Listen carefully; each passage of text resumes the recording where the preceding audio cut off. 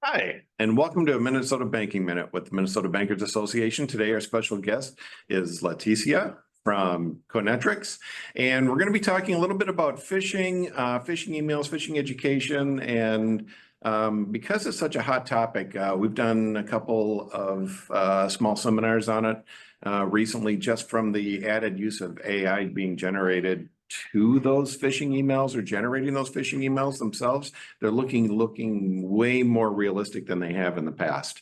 So Leticia, kind of give us a heads up overview for education. What is the best way to go about educating staff?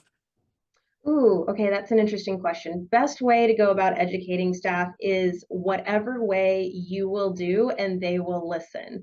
So same as with the schooling systems, there's all sorts of things that you can do to train. Right now, I can tell you what's most popular is to do different types of online training and to do phishing tests. So that's kind of an interesting one because people usually think of phishing tests as the testing and not as the educating, but that live fire way, I'd put my hat in the ring for that's going to be your best way.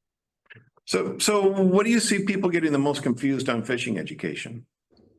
I see people getting the most confused when it comes to phishing education, where sometimes, as we'll call ourselves phishing educators, we try to throw everything at them. So we're going to say, here's 40 tips that you need to know about phishing. But what happens is that's very confusing for people when the truth is there's actually two categories of things.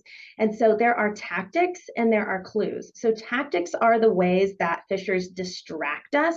They use things like loss and urgency, and they make us think we're talking to someone with power or someone who knows us. So those are tactics. But separate from tactics are clues. Clues are the things that we really should be noticing, like there's a ton of typos, or why would I be getting an email from this organization, or maybe sender information is wrong, those sorts of things. So I think that the most confusing thing we do is we just say, here's 100 things about phishing that you need to know, but really there's some categories and we could break it up and make it a lot easier to absorb. Oh, no, I agree with you on that one. We used to be able to spot them really easy with just typos and just the verbiage that was being used. But with all the AI generation right now, it's getting very, very hard to separate what's legit and what's not. So if there's only one tip you could give someone, what would it be? Okay, I love this. So the one tip, as I've been watching people struggle through phishing messages, is this. If you will read the sender information before you read the content of the email, you are going to be so much more successful. Because usually what happens is we read the content of the email, we have an emotional response to it, and we click right away, right?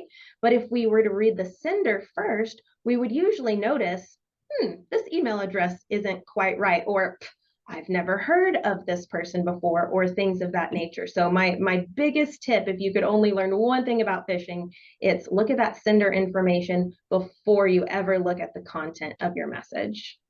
Agreed. I don't know how many times I've seen spoofed names, but the email does not go with that name. Mm-hmm. We can usually find it. So with that being said, what's the best way to educate? So here's something I've seen organizations and banks specifically be really effective with. We send out the phishing messages, we send out this various training, but here's the key that I have seen for people. If you're sending out phishing training, and you're going to have people who fail, of course, if you take those people who have failed, multiple times, we call them multiple offenders, right? 2, 3, 4 times in a row.